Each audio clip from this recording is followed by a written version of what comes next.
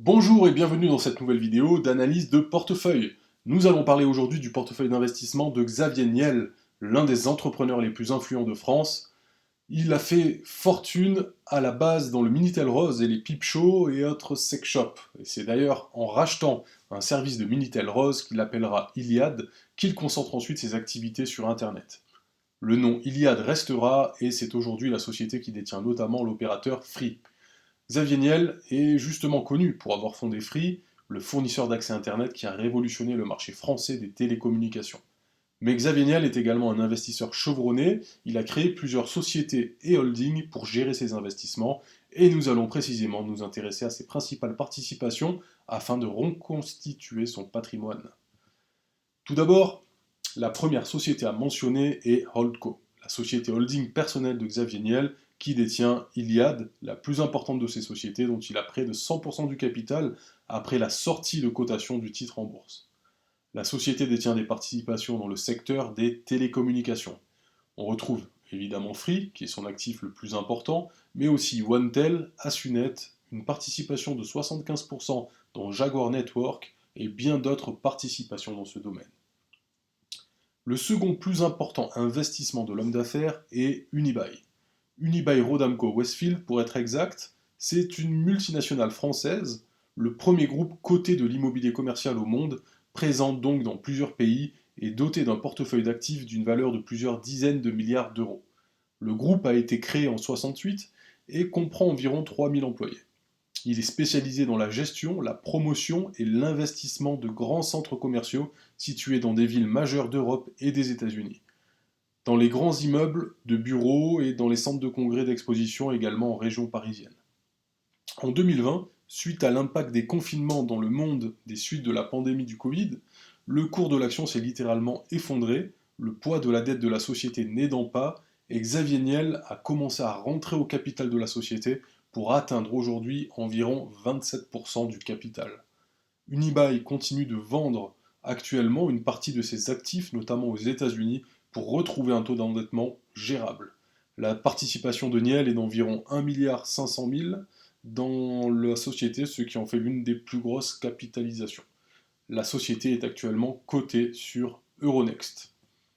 Un autre secteur d'activité sur lequel Niel étend sa présence, à l'instar de son beau-père, qui n'est autre que Bernard Arnault, l'homme le plus riche du monde, est le secteur des médias. Niel détient des participations dans Mediapart, dans le groupe Nice Matin, qui détient également le quotidien Var Matin. Il a une participation de 75% dans le groupe Le Monde, avec deux de ses associés, qui détient encore le journal, mais aussi Télérama, Courrier International, l'Obs, HuffPost ou encore Le Monde Diplomatique. A noter le rachat avorté du groupe M6, où Xavier Niel a tenté de s'associer avec la famille Berlusconi pour le rachat finalement pas fait. Il y a donc une vraie volonté de l'investisseur de mettre la main sur un grand nombre de médias, et c'est très souvent le cas pour les milliardaires français, c'est ce qu'a fait d'ailleurs Bolloré, Bernard Arnault, etc. Au niveau des télécoms, qui est le secteur de prédilection de Xavier Niel, il y a aussi de nombreuses participations minoritaires ou majoritaires dans les sociétés essentiellement européennes. On retrouve ainsi des participations dans le géant Vodafone, pour les Suisses qui nous regardent dans Salt, anciennement Orange Suisse, qui appartient aux milliardaires également, et encore Monaco Télécom. Il a racheté aussi des réseaux télécoms en Afrique, notamment aux Comores et au Sénégal. Nous allons maintenant évoquer l'un des investissements fétiches du milliardaire français, à savoir l'immobilier. Et Xavier Niel est bien connu pour investir dans l'immobilier de luxe, et particulièrement dans les hôtels particuliers. Il en détient plusieurs à Paris, et il a également l'hôtel de luxe L'Apogée dans la station UP de Courchevel. Il détient aussi une villa au Cap Ferré. Investissement un peu plus surprenant, une mine de bauxite en Afrique, en Guinée, dans la ville de Bokeh exactement, avec un gisement estimé à peu près à 200 millions de tonnes.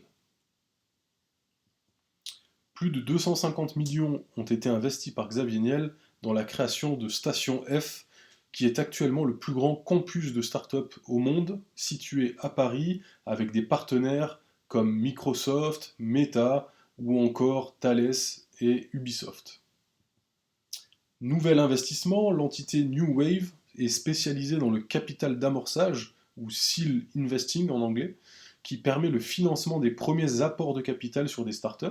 Il s'agit d'une toute petite partie des investissements du milliardaire, mais déjà plusieurs sociétés ont été financées, parmi lesquelles Frida Finance, Youku ou encore Sweep. Kim Ventures est lui un fonds d'angel investing et il s'agit tout simplement de l'un des business angels les plus actifs au monde puisque l'entité soutient environ 2 startups par semaine avec des investissements d'environ 150 000 euros par startup.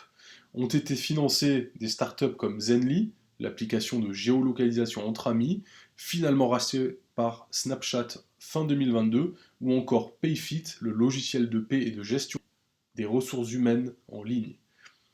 Voilà donc pour ce coup d'œil du portefeuille d'investissement du fondateur de Free. J'espère que cette vidéo vous a plu et si c'est le cas, n'hésitez pas à vous abonner et je vous dis à bientôt pour l'analyse d'un nouveau portefeuille d'investisseur.